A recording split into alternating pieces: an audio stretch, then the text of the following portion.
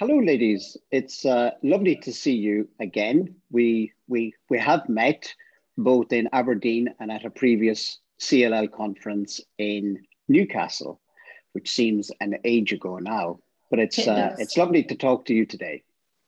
Hello. Hello. We'll talk about the issues about the fact that you actually do live in Orkney later on in this chat. So first of all, I think it's important that we talk about your diagnosis. Well, I was in hospital for a small operation on my hip, and they found out I had CLL, although they didn't tell me till about 2 months later.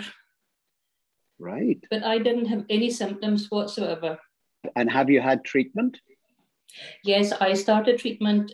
I was on watch and wait until 2017, January, and then I started on the THEA trial with ibrutinib and rituximab. And how is it going? I came off in May. Right. It was reduced a couple of years ago, the tablets, but I was having too many side effects. So we stopped in April this year. So I haven't been on anything since then. And you're feeling well? I'm feeling fine, yes. Good. Missing the trips to Aberdeen.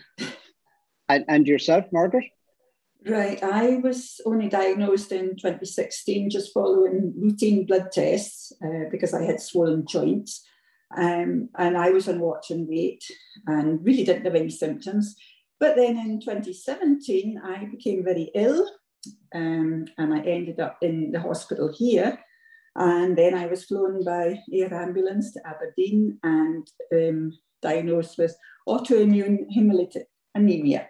So I was treated for that. And after 3 weeks, I was able to come home. So usually steroid treatment's successful for that. But with me, it wasn't successful. So I was put on immunosuppressants, but the AIHA kept recurring. And it is quite rare, but I think some 10% of CLL patients do get this condition. And it's a condition that the body produces the red blood cells, but the immune system destroys them. You're on treatment for that constantly then? No, what happened was that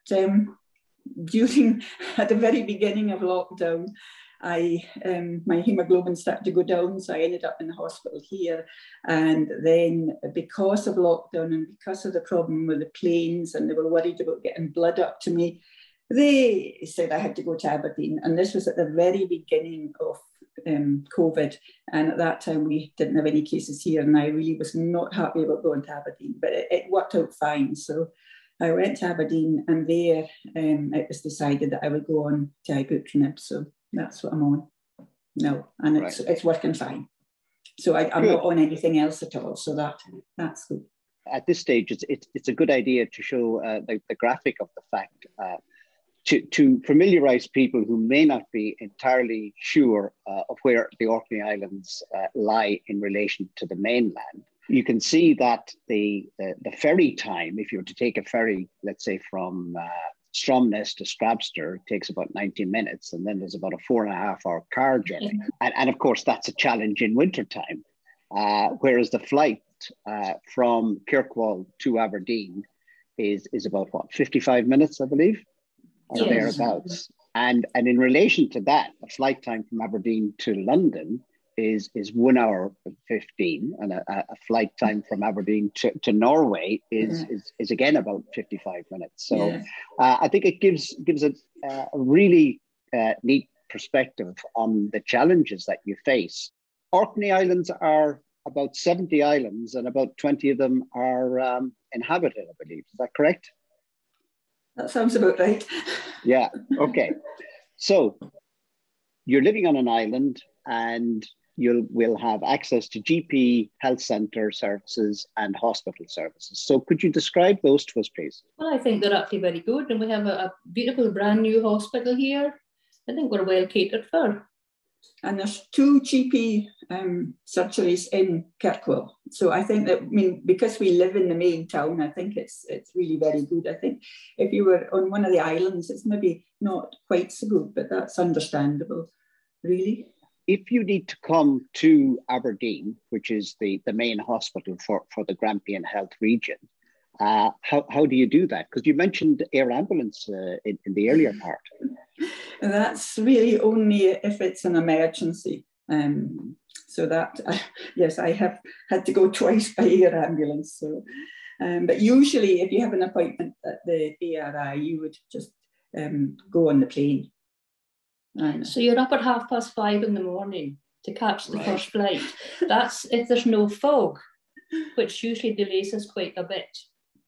And coming home is the same, unless Loganair's computers are down, in which case you take the boat home from Aberdeen and you get home at 11 o'clock at night. The costs associated with that, are they met by the health board? Yes, they pay for all that.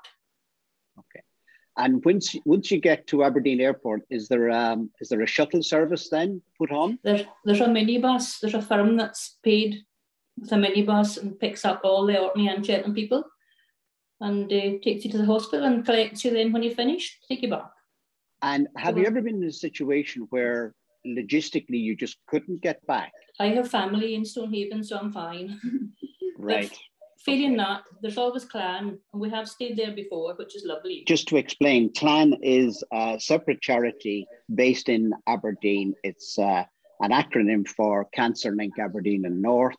They provide holistic services, but they also have a kind of a motel type accommodation called Clan Haven. And for people coming for radiology treatment, they provide accommodation. We've talked about the logistics of getting treatment and in normal times. And of course, we've had a pandemic, which must have created, quite a disruption in terms of the logistics. There just hasn't been any travelling at all. It's all been done by phone. Or video link. Right. Yeah. So that's video link into the hematology department in ARI. Yes. Also, I mean, you can either go up to the Macmillan unit here and do it through there, or you can do it at home. So, I mean, I have regular consultations at the moment with my specialist in Aberdeen, and I just do it at home. I just get phone calls from anybody. So is there a Macmillan unit in the hospital? We have a Macmillan unit in the hospital, and they deal with both inpatients and outpatients. Unfortunately, at the moment, it's actually been taken over by COVID, so everything has been moved to other parts of the hospital. But it is an excellent service, and if I have any concerns at all, I just phone up my Macmillan nurse, and if she can't answer it, then she can speak to the specialist in Aberdeen.